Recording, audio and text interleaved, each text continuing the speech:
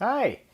So I'm going to talk about some strategies people can use to pay one credit card off with another, kind of like a balance transfer. But there's a few things to consider here. Essentially, yes, you're moving one credit card balance to another with a balance transfer, but there's a couple ways that can happen, and they have different costs associated with them. Usually you get like a credit card offer that says introductory rate, blah, blah, blah. And that's generally a good thing if you're carrying a balance and you have a high interest rate and you have the ability to move that balance to a low introductory offer for 6 or 12 or 18 months. But there's a couple ways you can do it. The primary thing is to do the initial balance transfer.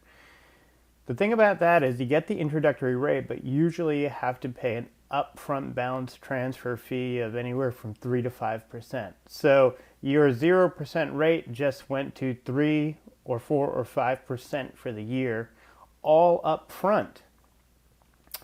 The other option would be to get a convenience check and then write a check to your new credit card.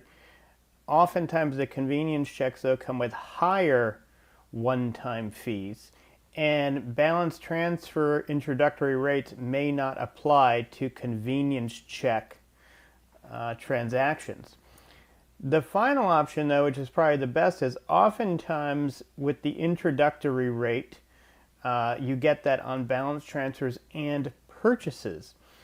If you can manage to slowly transfer your balance by making large purchases on the new card and taking any cash you would have used to those purchases and paying off the other card, you can usually transfer, anywhere from $3,000 to $5,000, $6,000, $7,000 in 1 month that way, and you don't end up paying the 3% upfront fee for the balance transfer.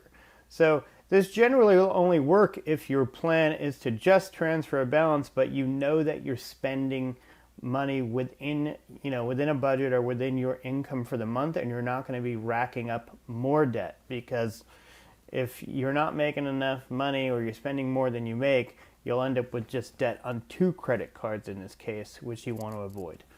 Hope that was helpful. Thanks.